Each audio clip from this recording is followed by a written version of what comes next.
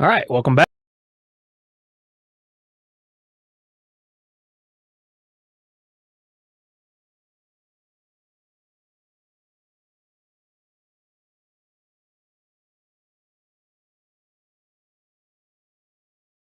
Today, we're continuing our Let's Learn ABA series with discontinuous measurement. Discontinuous measurement is the sister to continuous measurement. It's used in different circumstances. It's not as accurate, but it still has its place in ABA as both RBTs and BCBAs. So, if you're looking for our RBT materials, check out rbtexamreview.com. If you're looking for our BCBA materials, check out bcbastudy.com.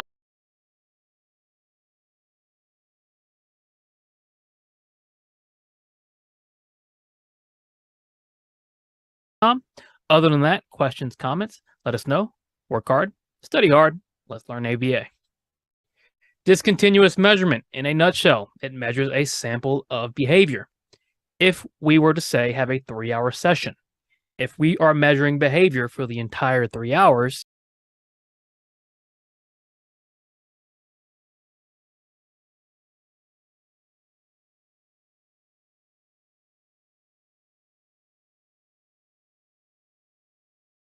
we're using a continuous measurement. If we were only to measure behavior for 20 minutes out of those 3 hours, that would be a discontinuous measurement. It has its time, it has its place, but it's clearly not as accurate as measuring something continuously. Types you need to know: interval recording, partial and whole, and then time sampling, momentary, play check, or planned activity check. First things first, partial interval recording. If the behavior happens at any point, picking an interval, or you're picking a sample of time, you're breaking it into intervals. During each interval, if the behavior occurs, no matter how long or how short, it counts as a response. Partial interval recording tends to overestimate behavior because if you have 10 or 20-second intervals, if that behavior occurs for even a second during each of those intervals, the data is going to indicate that that behavior occurred for the full time.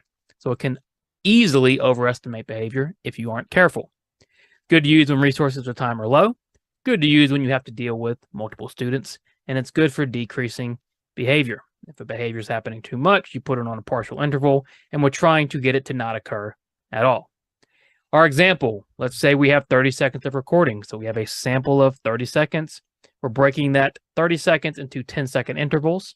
So 3 seconds. We have 1 to 10 seconds, 11 to 20 seconds, 21 to 30 seconds. Data points. Simply asking, did the behavior occur? Yes or no. 11 to 20 seconds. Did it occur? Yes or no. 21 to 30 seconds. Did it occur? Yes or no.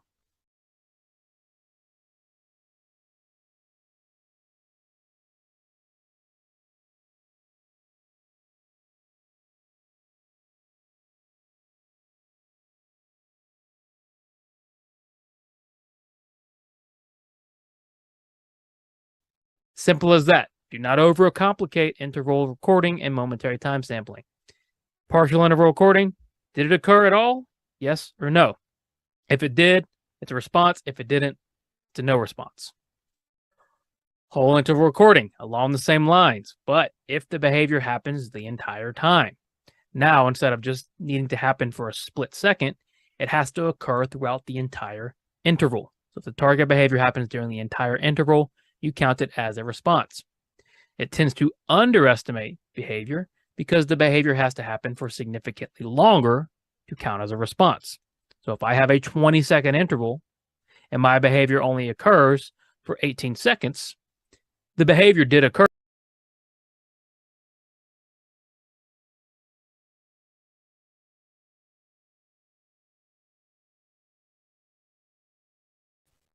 Okay, welcome back. Today we're continuing our Let's Learn ABA series with token economy.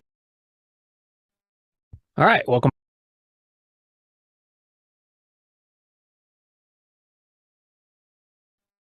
All right, welcome back. Today we're continuing our Let's Learn ABA series with discontinuous measurement. All right, welcome back. Today we're continuing our Let's Learn ABA series with functional behavior assessments. Functional behavior assessments can be a very dense topic. There's a lot of information on FBAs. Today, we're going to simplify it, break it down into just the critical core pieces to start developing your understanding of what FBAs are and why we do them. So if you're looking for RBT study materials, please check out btexamreview.com. BCBAs and BCABA exam materials, check out behavioranalyststudy.com. If you're new to the channel, welcome. If you're returning, welcome back. Please like and subscribe. As always, work hard, study hard. Let's learn ABA. So, of course, today is functional behavior assessment. Simply systematic assessments of behavior to identify why the behavior is occurring. What I think confuses people about FBAs, and it confused me as well in the beginning when I was just starting out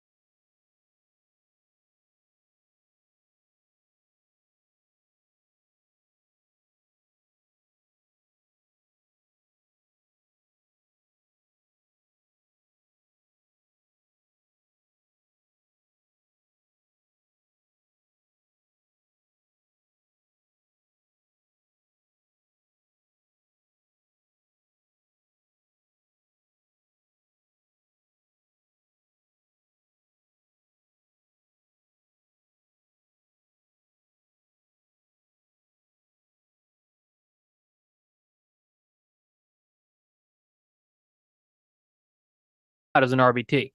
I didn't realize an FBA is this all-encompassing thing with direct assessments, indirect assessments, and functional analyses. So it makes up it's like the umbrella where all the other assessments live. Think of it as that big umbrella where these other assessments live. We have indirect, direct, and a functional analysis. We'll talk about the FBAs and the interventions, and then the advantages and limitations of FBAs. So what is an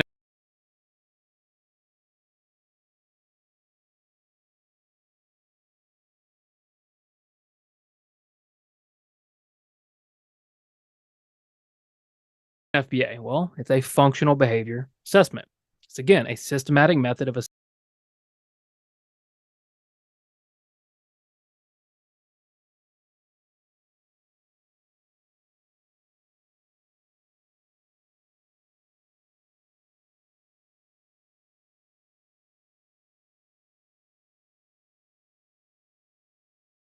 assessment for obtaining information about why the behavior occurs. And at the essence, that is what we are doing when we conduct FBAs. It's why we start every new case with an FBA. When a new behavior occurs, we should conduct a new FBA. FBAs should be ongoing because all we're trying to do is gather more and more information. Why is this behavior occurring? What can we do about it? So, what are our steps? First, we gather information with indirect assessments. We interpret that information, and then we form a hypothesis of why is that behavior occurring. Essentially, what's the function? We test that hypothesis with a functional analysis, and then we develop our interventions. So that's our 4-step process. So what does the FBI identify? Antecedents that may evoke behavior, potential skill deficits and potential behavior issues, and then reinforcement and punishment contingencies that can be altered to change that behavior. So you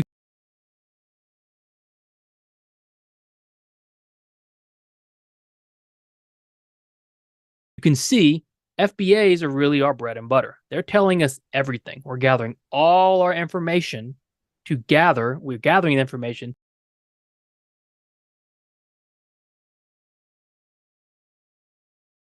to form our interventions. Now, this is important. The FBA does not choose the intervention for you. The FBA gives you the information to create the intervention. That's a very important distinction. So what are our types of FBAs? Well, we have indirect functional assessments, descriptive or direct functional assessments, and then a functional analysis. So this is from Cooper. And this triangle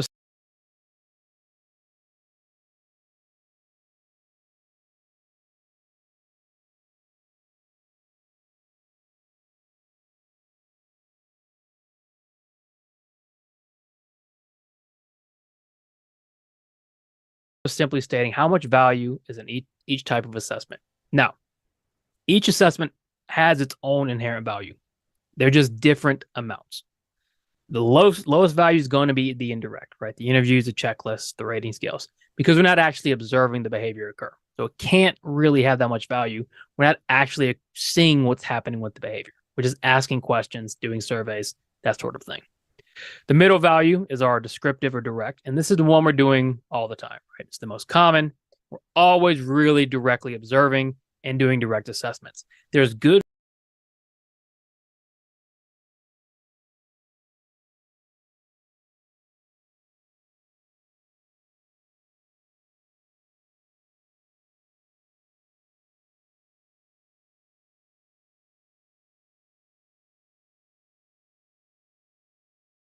value in a direct descriptive functional assessment, but it's never going to be as accurate in identifying the function as is the functional analysis. And of course, functional analysis has its own set of issues. It's resource intensive, it's time intensive, it's tough to pull off, but there's no better way to identify functions than a functional analysis. And you can see with our triangle here, as we go up the triangle, we need more expertise, more training, more time, more effort. So there's always a give and take. The one rule, though, as always, you can't have a functional behavior assessment with just indirect assessment, at least to develop an intervention. If you're going to develop an intervention, you have to do some sort of descriptive or direct assessment as well. So what are some advantages and limitations? Well, advantages, there gives a clear picture of what variables are causing behavior to occur. Through FBAs, we can really start to pin down what's the antecedents, what's the consequences, what environmental variables are occurring, what time the behavior is occurring, all this information that's going to guide, again, our intervention. A functional analysis is the best method to identify functions. So if you have time, training, and resources, it's a great thing to do, and you should be doing it. And then it offers many different types of assessments. Again, the FBA is our big umbrella. All of our assessments live underneath it.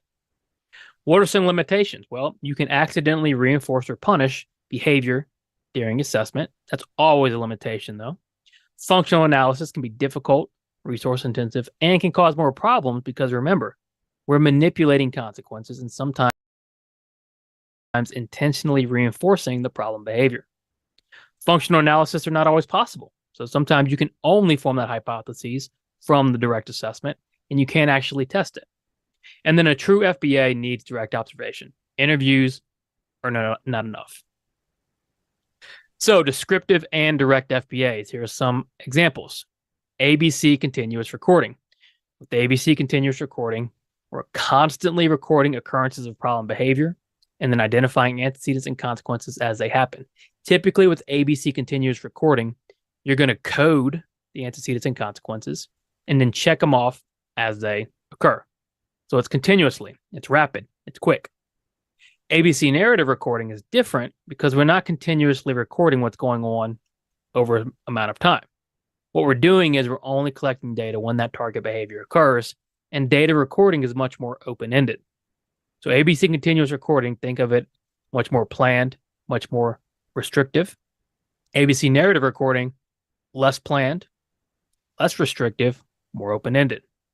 And then we have scatter plot recordings where we divide days into time blocks. So let's say a school day is 8 a.m. to 9 a.m., 9 a.m. to 10 a.m., so on and so forth. As the behavior occurs, you're going to record it in each different time block, and you'll start to see patterns occurring. The one theme here is we are directly observing the behavior. Direct FBAs, you have to observe the learner, the client, or the student. Indirect FBAs, you're not directly observing the learner. It's good for information gathering, not great for developing interventions. These are interviews and checklists and rating scales and surveys and questionnaires. Do they have value? Absolutely. Should they be our only assessment? Never. But what to remember, an indirect assessment should never be the only component, and there should always be a direct component before starting intervention. And then finally, functional analysis. We're going to do a whole video on functional analysis, so be sure to go look for that. Functional analysis can be complicated. They're difficult because we are systematically manipulating antecedents and consequences. What does that mean? Well, let's look at our chart here. Let's say our condition is contingent attention. So if the behavior occurs, because our hypothesis is it's attention based, we are going to provide the attention they want. If the behavior continues to occur, our hypothesis is now somewhat proven because we said, well, attention maintains or reinforces the behavior. We're giving attention and the behavior is continuing to occur.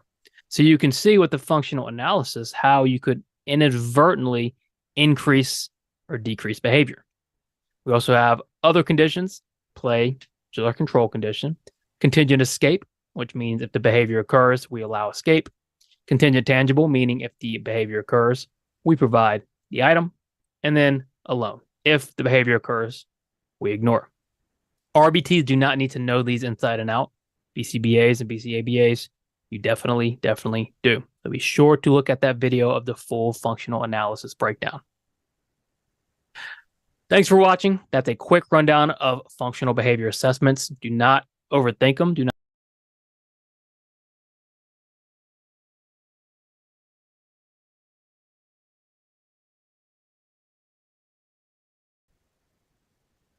All right, welcome back to ABA exam review.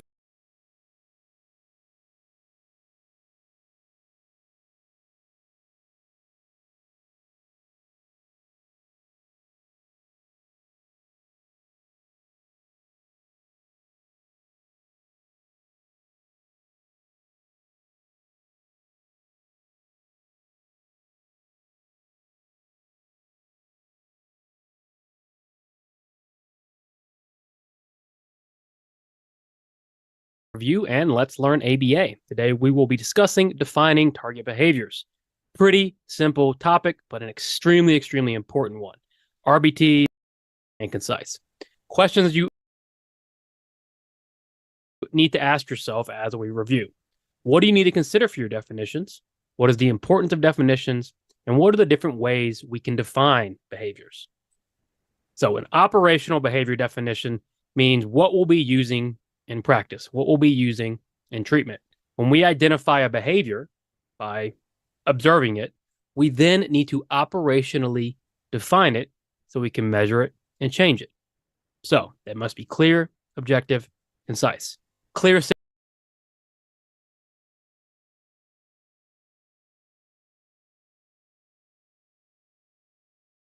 simply means anyone who reads that definition will be able to identify the behavior repeatedly. Can a total stranger identify your behavior from the definition? Objective, based on facts, never opinion. And this goes for everything we do in ABA, as a technician especially. Nothing we do is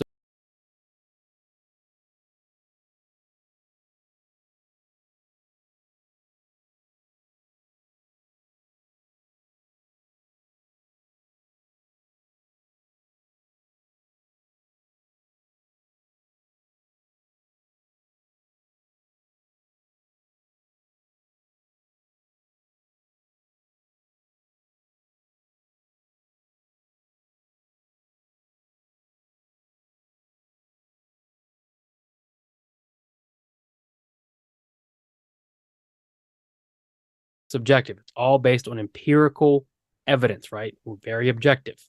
And then concise. You want to keep your definitions as concise as possible. You want to convey a lot of information in a few amount of words, all right? The more concise, the better. For example, we have Dave is aggressive versus Dave balls up his fist and swings it at his brother.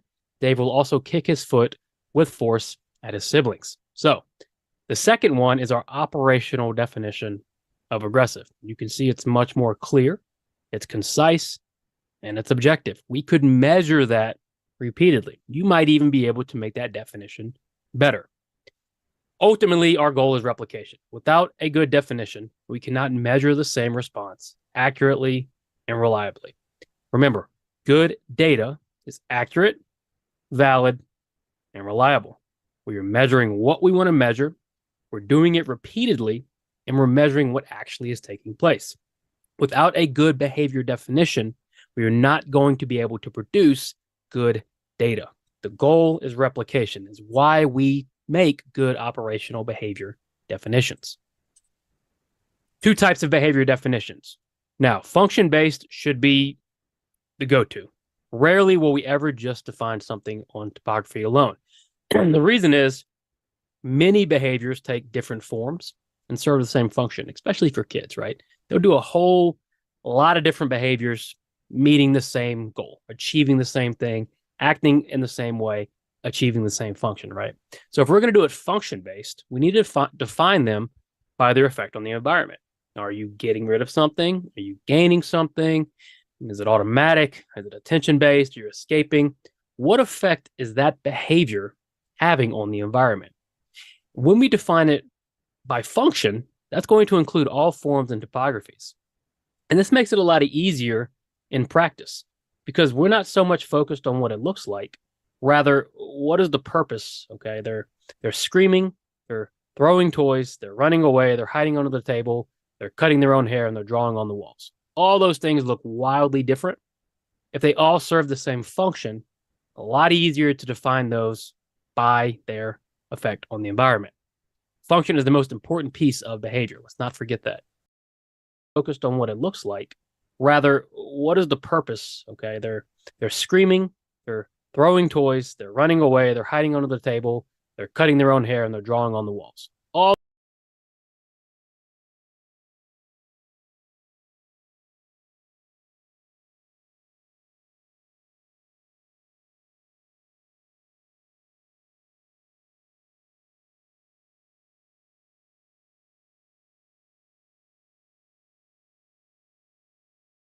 All those things look wildly different. If they all serve the same function, a lot easier to define those by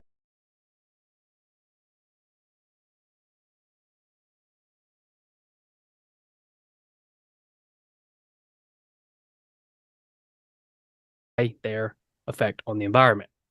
Function is the most important piece of behavior. Let's not forget that. However, topography-based has its place, right? Behaviors are defined by their shape or form. What does it look like? Can be used when you do not know the function. Sometimes we don't know the function, but we're identifying some topography we don't want to see, or we want to increase maybe. And so we're going to specify, well, this is the topography, the form we want to see. It can be used when the function is not reliably reproduced. So maybe sometimes it serves one function, and then another time it has a different effect on the environment. And it also can be used when you want to reinforce a specific form of behavior. Don't overcomplicate function-based and topography-based definitions. Most of the time, everything's going to be function-based, right? And we're going to describe how things look. A lot of times, though, there's just too many different forms of behavior, and we have to rely on the function. We should be relying on the function either way, okay? So for the most part, all of our definitions will be function-based.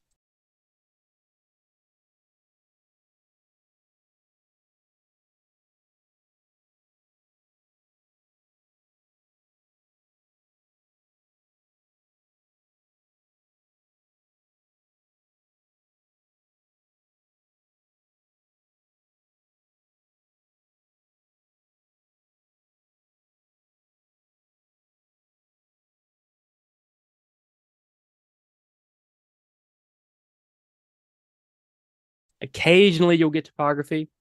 Either way, we still need to make them clear and concise and objective. So, when writing a good behavior definition, ask yourself these three questions. First, can you reliably count how many times the behavior occurred or how long the behavior occurred? Meaning, can you accurately, reliably, validly measure this behavior? All right. Can you tell someone, well, this behavior happened 10 times in an hour, or this behavior happened for 5 minutes? You have to be able to give a good measurement of the behavior. 2, could a stranger identify what you chose as the target behavior? What if you have a new team? What if somebody is covering for somebody else? What if somebody who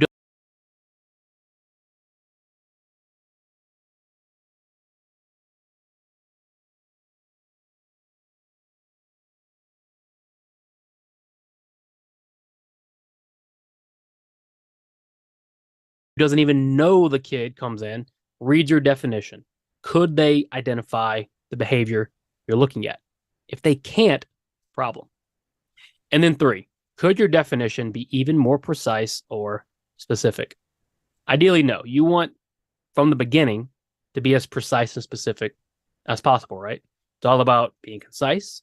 You want to be precise. You want to be specific as possible, fewest amount of words, while being clear and objective.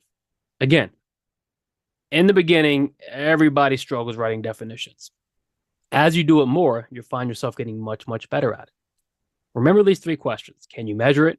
Could a stranger identify it? And is it possible for you to be more precise and specific? If you can be more precise and specific, then you should go ahead and do that. Alter your definition until you're happy with it. Finally, social validity. You might have heard this if you're RBT. BCBAs need to know all about social validity. Social validity just says the behavior change we're making affects the person in a meaningful way. We want to choose socially valid behaviors. There are too many different options to choose from behavior-wise typically. So we want to pick the ones that really matter.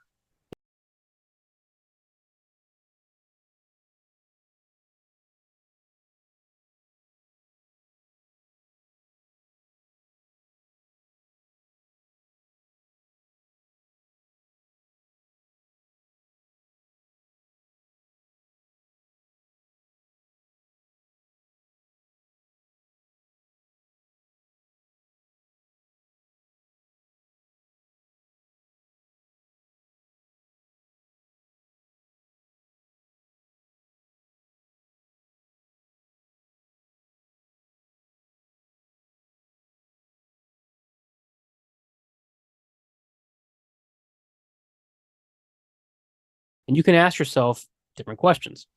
Will the behavior be reinforced in the natural environment? If we're going to teach a behavior that's never going to be reinforced in the general environment, it's not really going to change that person's life. Is the behavior a prerequisite? Is learning that behavior going to lead to more behaviors? And that's kind of similar to a cusp or a pivotal behavior. Will learning this behavior alter other behaviors, lead to new behaviors, lead to new reinforcement? If so, that's very important. What about will the behavior increase the person's access to the environment? Okay, especially for kids with disabilities, when we can teach them ways to access the more, let's say, general education environment, that's huge, right? What about will the behavior increase the person's appropriate interactions with others? Again, all target behavior.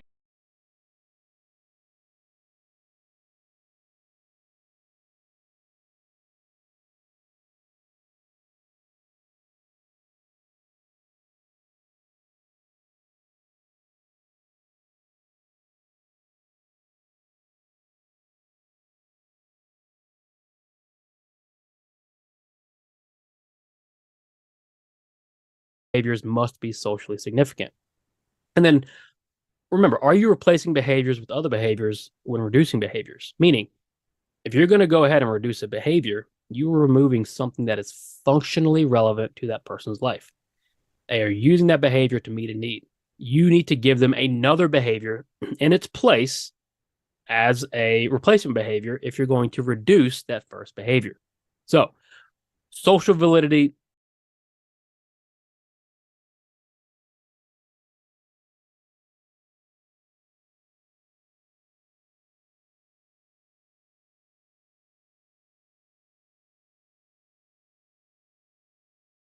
Extremely important.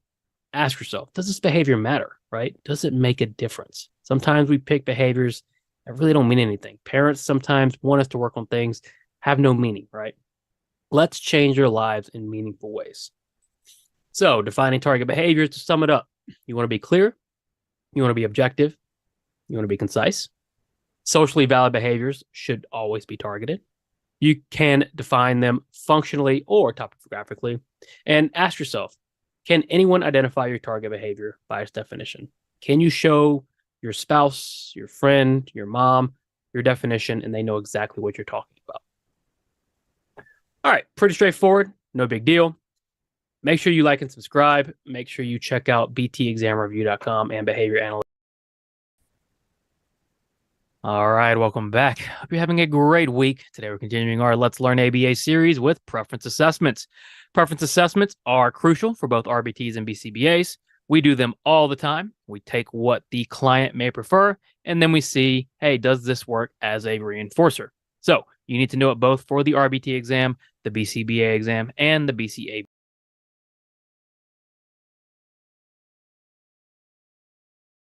Preference assessments are crucial for both RBTs and BCBAs. We do them all the time. We take what the client may prefer, and then we see, hey, does this work as a reinforcer?